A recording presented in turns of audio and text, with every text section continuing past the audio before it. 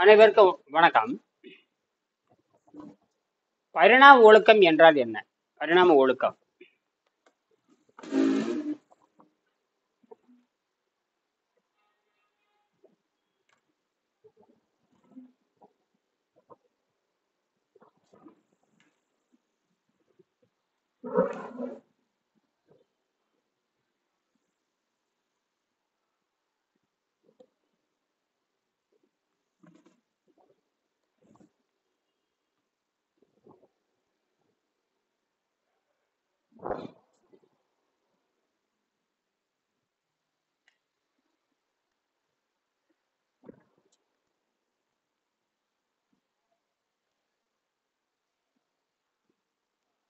பரிணாம ஒழுக்கத்தை பத்தி நாம் பேசுவோம். இந்த பரிணாம ஒழுக்கம் தெரியலைன்னா இயற்கையின் முன்னால் சாதாரண மக்கள், இயற்கைக்கு முன்னால் நாம் சாதாரண மக்கள், அதை நாம் துடிதுடித்து சித்திரவதைப்பட்டு நோய்வாய்ப்பட்டு சாக வேண்டும். உணவு பழக்கத்தை மாற்றி அமைக்கவில்லை என்று சொன்னால் ஜீவகாருண்ய ஒழுக்கம் கெட்டு போய்விடும்.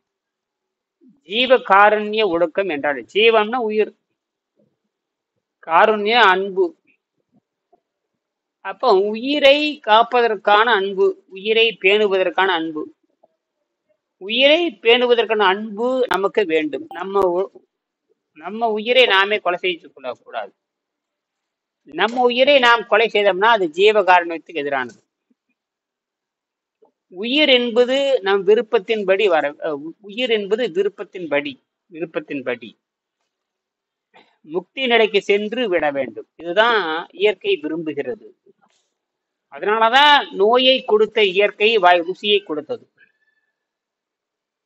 நோயை கொடுத்த இயற்கை ருசியை கொடுத்தது. வாய் ருசியும் நோயையும் நாம் புரிந்து கொண்டால் நாம் வாய் ருசியை அடக்கி உணவு பழக்கத்தை விட்டு, உணவு பழக்கம்தான் எல்லாரும் உலகத்தில் இருக்கிற சாதாரண மனிதன் அனைவரும் உணவு பழக்கத்துக்கு அடிமையானவர்கள். உலகத்தில் இருக்கிற அத்தனை பேருமே உணவு பழக்கத்துக்கு அடிமையானவர்கள். உணவு பழக்கத்துக்கும் வாய் ருசிக்கு அடிமையானவர்கள் கொடூர நோயிலிருந்து தப்பித்துக் கொள்ள முடியாது. அப்படி என்னால் அவங்க ஜீரண நீரை நிறுத்தி பழகுதல் அல்லது உணவு பழக்கத்தை விடுதல். உணவு பழக்கத்தை விடுகின்ற பொழுது அது காற்று உணவுக்கும் நீரிணவுக்கும் தானாகவே மாறிக்கொள்ளும். காற்று உணவு என்பது காற்றை இழுத்து விடுவது, மேல்கீழ் எடுப்பது அல்ல, இயற்கையாகவே நடக்கிற தன்மை. ஏறி இறங்கும் இருகாலும் பூரிக்கும், ஏறி இறங்கும் இருகாலும் பூரிக்கும். அந்த காற்றை பிடிக்கும் கணக்கு அறிவார் இல்லை. இது ஏறி இறங்கும் சமமாக போயிட்டு வர, இடது பக்கம் வலது பக்கம் அப்படிலாம் எதுவும் இல்லை. சரியா? சரி. இப்ப நான் இதுல இந்த ஒழுக்கம்னு என்ன, ஜீவகாருண்ய ஒழுக்கம்னு சொல்றாங்க. ஆனால் அது செடிகளுக்கு தண்ணி ஊத்துறது, குரங்குகளுக்கு வாழைப்பழம் கொடுக்கறது, மாட்டுக்கு புல்லு கொடுக்கறதுலாம் கிடையாது. தன்னைத்தான் நேசித்தல், தன்னைத்தான் காதலன் ஆயின், தன்னை நேசித்தல் என்பது ஆகும். இங்கே தவம், அறிவு போன்ற அரிய சொற்களுக்கு தவம் திருவள்ளுவர் என்ன சொல்றான்னு கேட்டீங்கன்னா, வெங்கடேசன் அற்புதமா எழுதியிருக்கார் இந்த நூலில். நான் விரைவில் முயற்சி செய்ய இருக்கிறேன். நான் முயற்சி செய்ய இருக்கிறேன். இதை நாம் விரைவில் உணவு பழக்கத்தை நிறுத்தி மிக சொற்ப உணவில் வாழ்ந்து காட்டினால் அது உலகத்துக்கு செல்லும். சொற்ப உணவுனா என்னன்னு யாருக்கும் தெரியும். குறிப்பாக பன்னிக்கறி, மாவு, கொழுப்பு இது இல்லாமல் இருத்தல், இந்த ஜீரநீர் அமைதிப்படுத்துதல். ஜீரநீர் அமைதிப்படுத்துறது வேற ஒண்ணுமே இல்லை. எப்பொழுதுமே தூய தண்ணீர். பாருங்க, இப்ப நான் கூட தேநீர் சாப்பிட்டேன், அது கெடுதல் தான். வாய் ருசிக்க சிறிதளவு சாப்பிட்டேன்.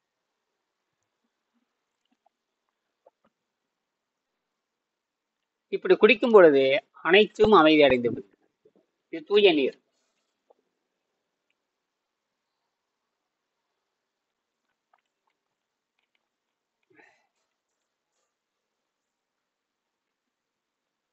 இதுதான் ஒழுக்கம். இந்த தூய நீர் போச்சுன்னா எல்லா ஒழுக்கங்கள் வந்துவிடும். ஒழுக்கம்ங்கிறது வேற ஒன்றும் இல்லை, சூன்யம், பூஜ்யம், தூய்மை.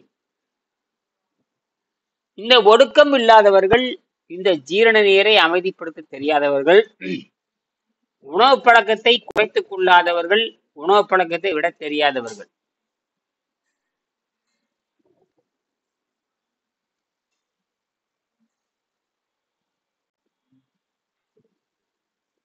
வணக்கம். வணக்கம் சாமி. வணக்கம். உணவு பழக்கத்தை விட தெரியாதவர்கள், உணவு பழக்கத்தை குறைத்துக் கொள்ளாதவர்கள், உணவு பழக்கத்தை விட தெரியாதவர்களுக்கு வந்து மரணம் கொடூரமாக இருக்கும். மரணம் கொடூரமாக இருக்கும். 209 பக்கத்துல 209 பக்கம் 209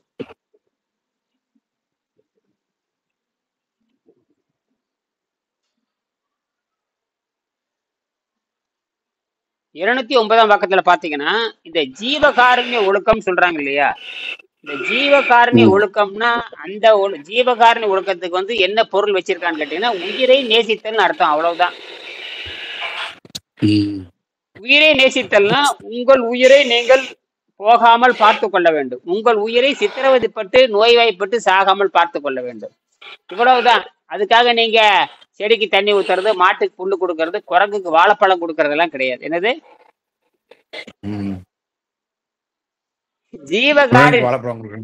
குரங்குக்கு வாழைப்பழம் கொடுக்கறது, மாட்டுக்கு புல்லு கொடுக்கறது, செடிக்கு தண்ணி ஊத்துறதுல ஜீவகாரன் ஒழுக்கம் கிடையாது. உன்னை நீ காப்பாற்ற தெரியாதவன் போய் என்ன சொல்றது? அப்ப இங்கதான் ஒழுக்கம்னு வருது பாருங்க. ஒழுக்கம் அந்த ஜீவம்னா உயிர், காரியம்னா அன்பு. உயிர்களில் அன்பு செலுத்த நீ யாரு? தன்னை வள்ளுவர் சொல்லுவார், தன்னைத்தான் காதலன் ஆயுங்கிறார். தன்னைத்தான் நேசிக்க தெரிய வேண்டும்ங்கிறார். தனக்குள்ளே கோடிக்கணக்கான செல்லு இருக்கே சாமி, ஜீவன்கள் இருக்கு, பல லட்சம் கோடி ஜீவன் இருக்கு. அதை போய் நீ தற்கொலை பண்ண வைக்கிற. நீ அவனை விஷத்தை சாப்பிட்டு சாப்பிட்டு சாப்பிட்டு சாப்பிட்டு சாப்பிட்டு நோய்வாய்ப்பட்டு ஒருத்தர் இறந்தான் என்று சொன்னால் அவன் ஜீவகாரண்யம் தெரியாதவன் என்று பொருள். அதாவது உடலை நேசிக்க தெரியாத காட்டு மிராண்டி என்று பொருள். இயற்கைக்கு முன்னால் நம்ம அனைவரும் கொசுதான். இயற்கைக்கு முன்னால் நம்ம அனைவரும் கொசு. என்னது? கொசு. கொசு. அவ்வளவுதான். நசிக்கிறோம். என்னது? நசிக்கிறோம். பாருங்க இந்த இப்ப பாருங்க இந்த அதிபர்களே இருக்கான் பாருங்க. அதிபர்கள், இந்த உலக நாட்டுக்கு அதிபர்கள், அவன் அந்த நாட்டுக்கு அதிபரா இருக்கலாம். அவனை நீ கொசு, இயற்கைக்கு முன்னாடி நீ கொசு, நசிக்கிறான். அப்படி என்னது? நசிக்கிறோம். அப்படியே இப்ப காலெல்லாம் மறத்து போச்சு. அந்த காட்டு முண்டை இந்த அதிபர்கள் பூரா பாத்தீங்கன்னா, அதிபர்கள் பூரா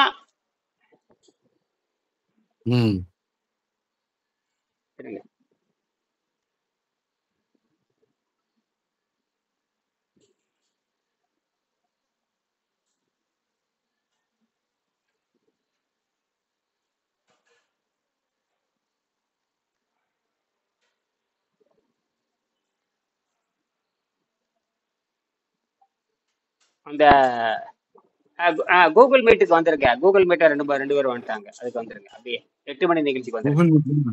இல்ல நீங்க அப்படியே இருக்கு, நீங்க அப்படியே இருக்கு, நீங்க அப்படியே இருக்கு.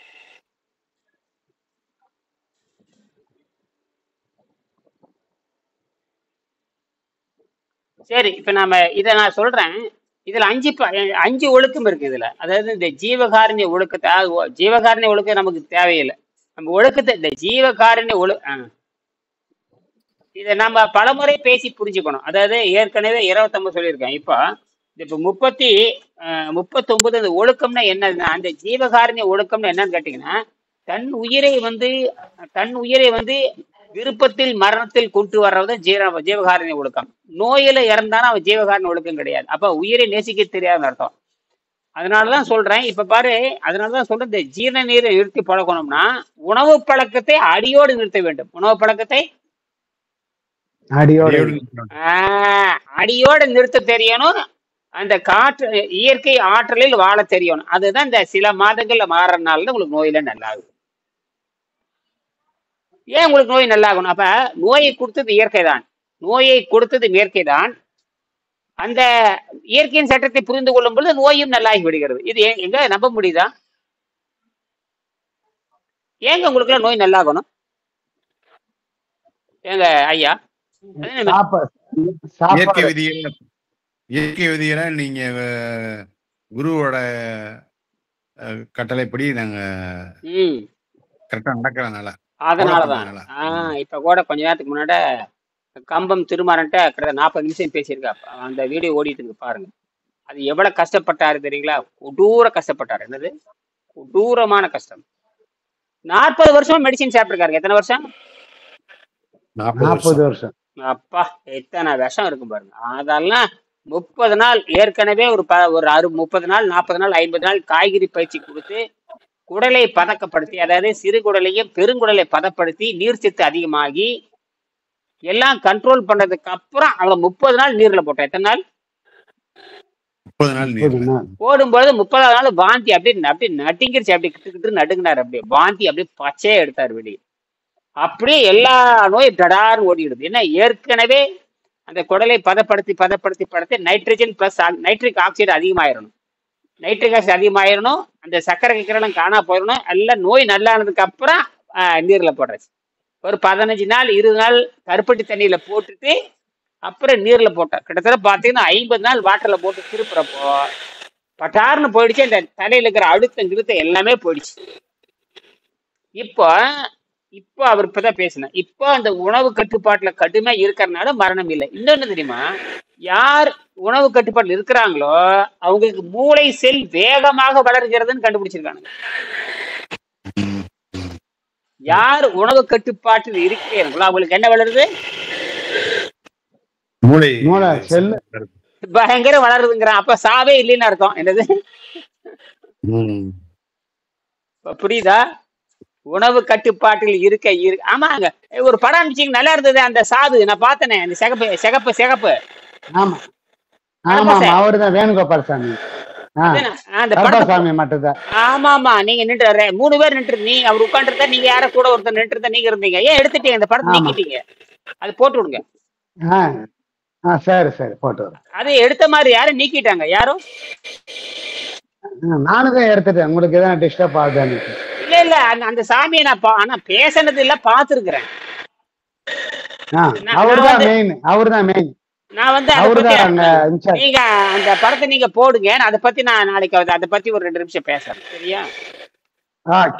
ஏன்னா நான் அந்த அப்படி ஒரு மடம் இருக்குதுன்னு எனக்கு தெரியாது. நான் வந்து ஏற்கனவே 2017 இந்த பெங்களூர்ல விஜயநகர்ல 3.5 நாள் பயிற்சி கொடுத்தேன். 3.5 நாள்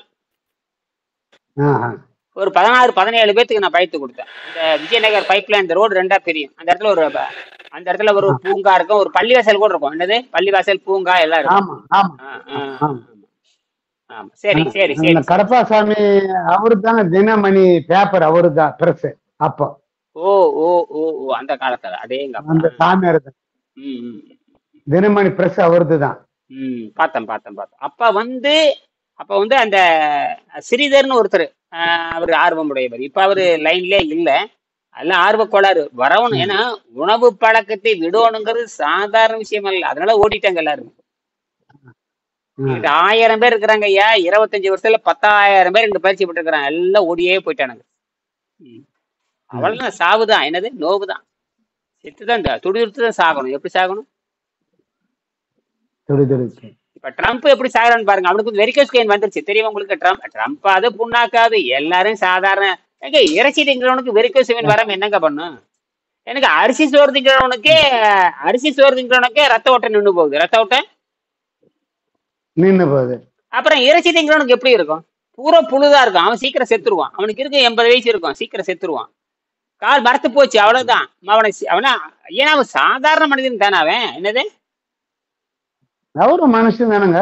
யாரா இருந்தாலும் அவனுக்கு தண்டனை ஆரம்பிச்சிருது. மரண தண்டனை வந்துரும் பாருங்க. விரைவில் மரண தண்டனை, கொடூரமான மரண தண்டனை. தப்பிக்க முடியாது. அதே மாதிரி அந்த கொரியாக்காரன் பன்னிக்கிட்டே திங்கிறவன் ஆழ்வார் பன்னிக்குட்டி மாதிரி இருப்பான். அவனா முழு அப்படியே உருட்டி வச்ச வெண்ணெய் மாதிரி இருப்பான். அவனை சீக்கிரம் செத்து போயிடுவான். கபக்குன்னு ஹார்ட் அட்டாக் படக்குன்னு போயிடுவான்.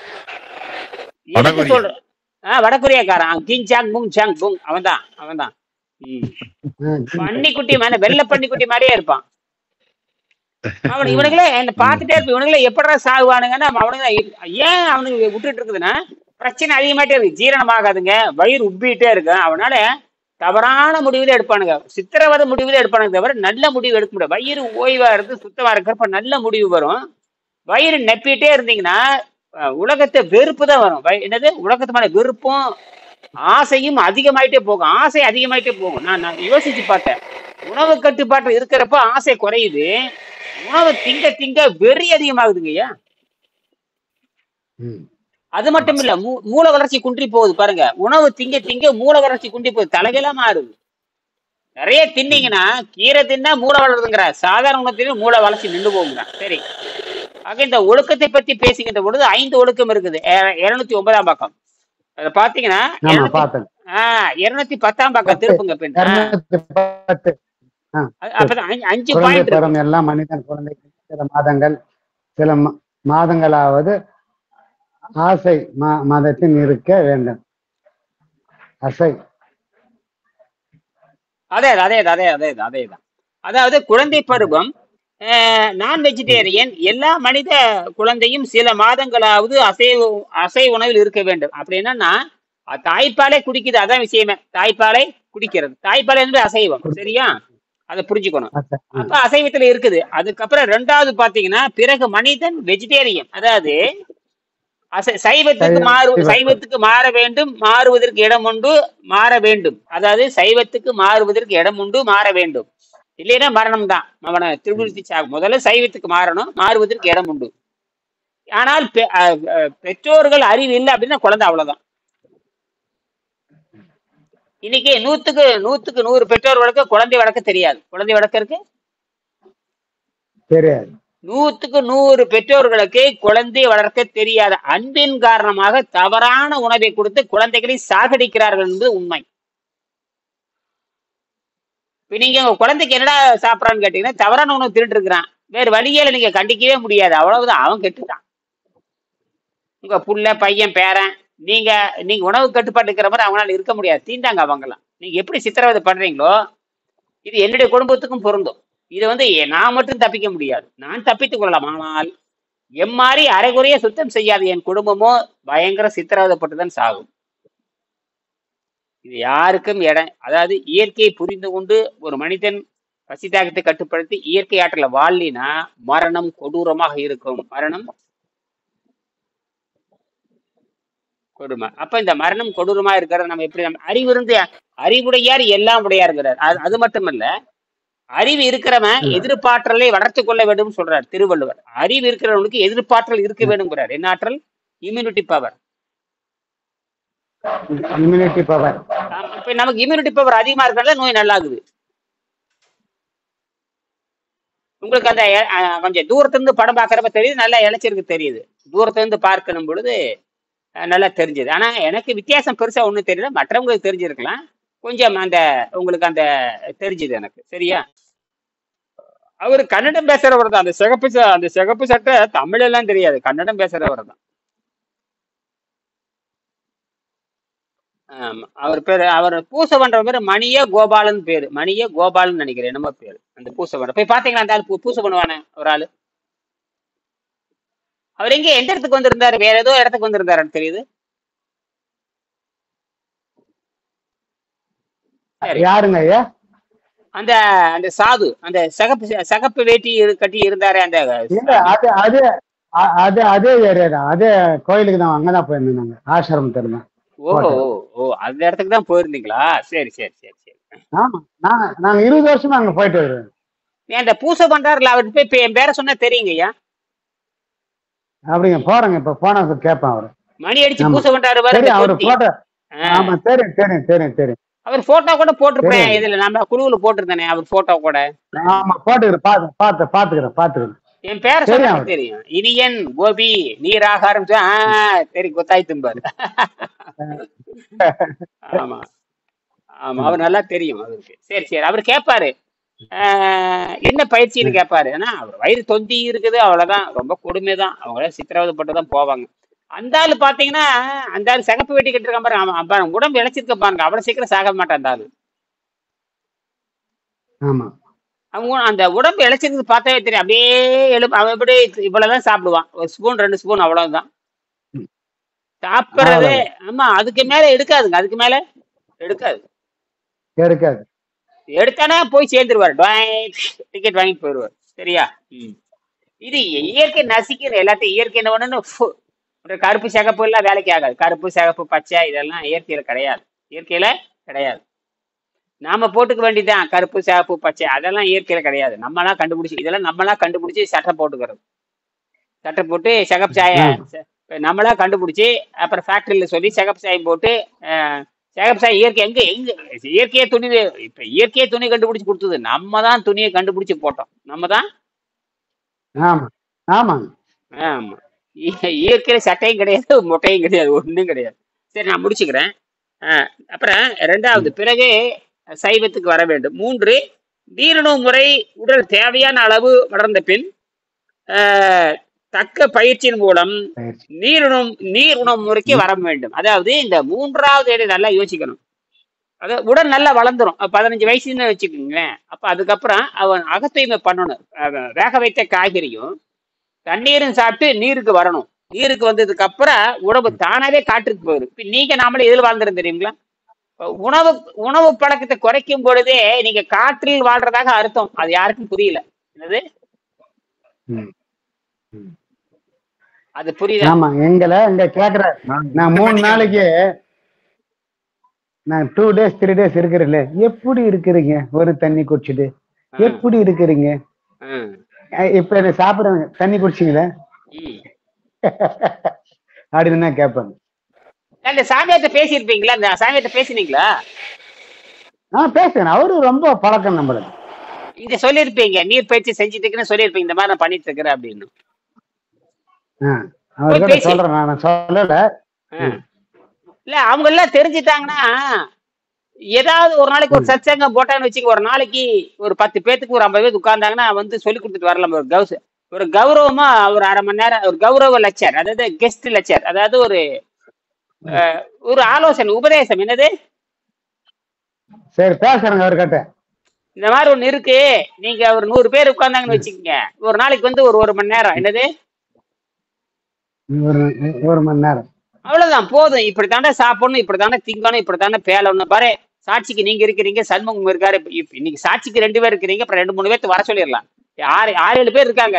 பெங்களூர்ல மட்டும் 6-7 பேர் இருக்காங்க. பெங்களூர்ல மட்டும் இல்ல, நம்ம குரூப்புக்கெல்லாம் நாங்க 2 பேரே போறோங்க. அது 2 அவங்களுக்கு நீங்க வந்து ஆசிரமம் இருக்கு 2-3 இடத்துல, ஒரு 3 இடத்துல இருக்கு ஆசிரமம். அந்த குரூப் எல்லாம் நாங்க போனோம்னாவே எங்களை பார்த்தாலே அவங்க தெரிஞ்சிடும், இப்ப ஏன் இவ்வளவு அழைச்சிட்டு இருக்காருன்னு. நான் சுத்தப்படுத்துறேன். நான் ரன்னிங் போறத யோகத்துல சுத்தப்படுத்துற முறை இருக்குதப்பா. சுத்தப்படுத்துகிற நோயெல்லாம் நல்லாயிடுச்சு. இந்த மாதிரி இது வந்து தமிழ்ல இருக்குது. நீங்க கன்னடத்துல மொழிபெயர்த்து படிச்சீங்கன்னா தப்பிச்சுக்கலாம்.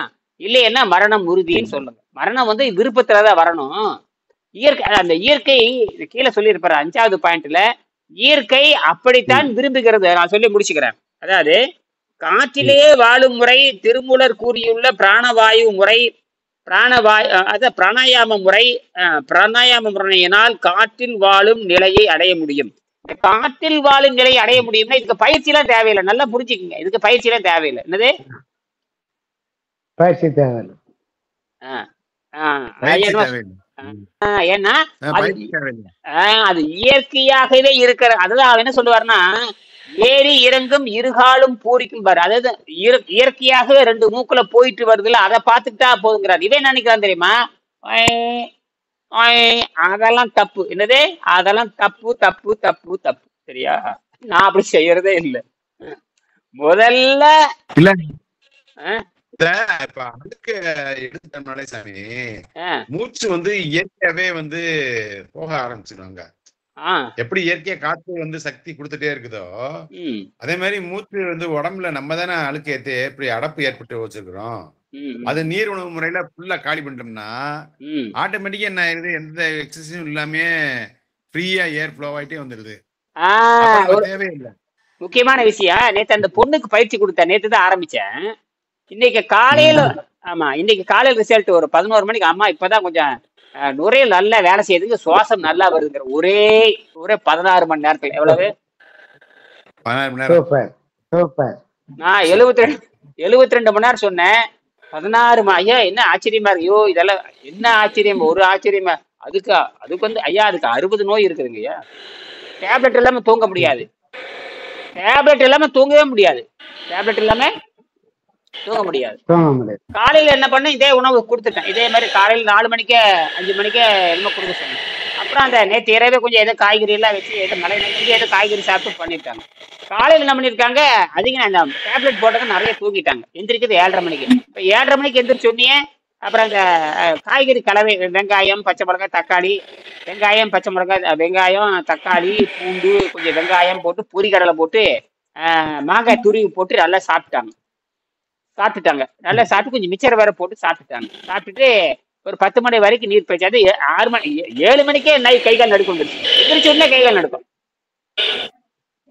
கிடு கிடு கிடு கிடு நடுங்க ஆரம்பிச்சிருச்சு. அப்புறம் சாப்பிட்ட உடனே சாப்பிட்டுருக்காங்க. மறுபடியும் சாப்பிட்ட உடனே இந்த கை கால் நடுக்கு நின்று போச்சு. நின்று போட்டு அந்த 10 மணி 11 மணிக்கு சுவாசம் வந்து ரெடி ஆயிடுச்சு. சுவாசம் அந்த ஏன்னா அந்த பிசு பிசு உள்ள போகல. நல்லா புரிஞ்சுக்கணும். அந்த அமிலத்தன்மை சளித்தன்மையான உணவு போகாத பொழுது உடனடியா உடம்பு டக்குன்னு அந்த ரிலாக்ஸ் கொடுக்குதுங்க. ஆச்சரியமா இருக்கு. ரிலீஸ் பண்ணிடுது உடனடியா.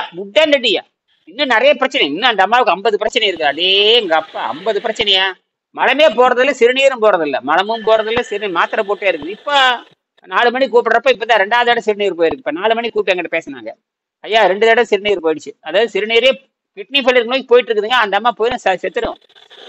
இங்க வரல அப்படின்னா ஒரு 2-3 மாசத்துல இறந்துரும். 2-3 மாசத்துல அவங்க இறந்துருவாங்கன்னு சொல்லித்தான் ஓரம் கட்டிட்டாங்க. இறந்துருவான்னு சொல்லித்தான். ஏன்னா எல்லா பிரச்சனையும் வந்துருச்சு. எல்லாம் பிளாக் ஆயிடுச்சு. எல்லாமே பிளாக். அதனால கணவனே அவங்கள பெரிய ஐயா அவங்க டாக்குமெண்ட் பழைய டாக்குமெண்ட் வைக்க சொல்லுங்க ஐயா. ஒரு கட்ட அந்த அம்மா கட்ட நாளைக்கு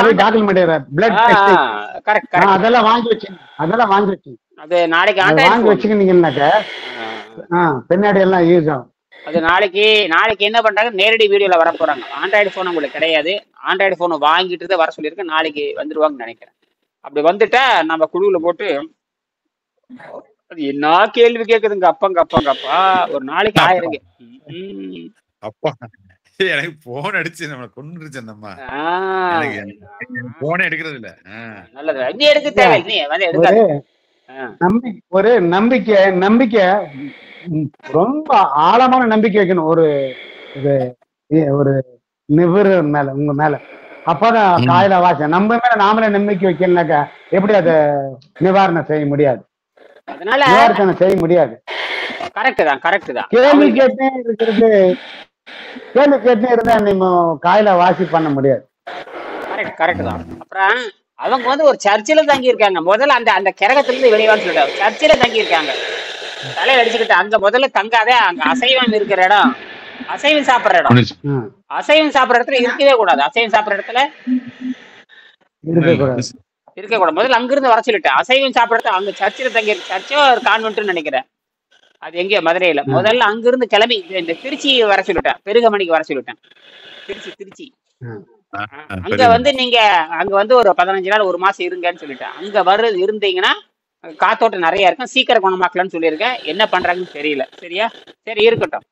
இப்ப லேசா 2% முன்னேற்றம் வந்துருச்சு. சரி இருக்கட்டும். சரி இப்ப நான் முடிச்சுக்கிறேன்.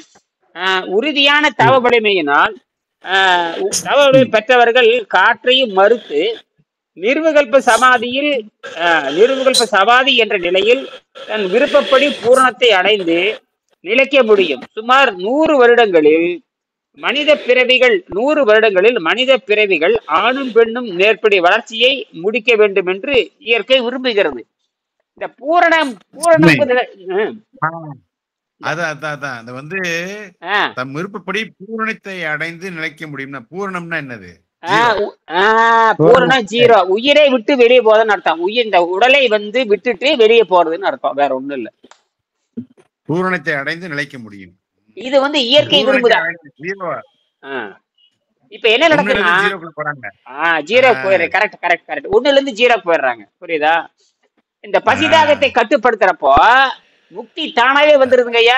இது நீங்க எந்த கஷ்டப்பட தேவையில்ல. முக்தி தானாவே வந்துடும். இல்ல அதுதான் உண்மை. அதுதான் கரெக்ட். 0 பூரணம் தானே. அதுதானே கடவுள் தன்மையே. இத வந்து எந்த நோபல் பரிசு விஞ்ஞானியும் ஆராய்ச்சி பண்ணல. மானக்கேடு. எந்த நோபல் பரிசு பண்ற விஞ்ஞானிகளும் ஆராய்ச்சி பண்ணவே இல்லை. என்ன இருக்குது? இது மருத்துவத்துறை சார்ந்த விஞ்ஞானிகள் ஆராய்ச்சி பண்ணாத கூட ரொம்ப தப்புங்கய்யா. மருத்துவத்துறை விஞ்ஞானிகள் இருக்காங்க நோபல் பரிசு, அவன் ஏன் ஆராய்ச்சி பண்ணலன்னு கேக்குறேன். அதாவது மெடிக்கல் நோபல் பரிசு வாங்குறான் இல்லையா, மெடிக்கலா நோபல் பரிசு வாங்குற பாருங்க. மெடிக்கலா நோபல் பரிசு வாங்குறவன் ஒருத்தன் கூட மரணத்தை வந்து எளிமையாக்கவில்லை.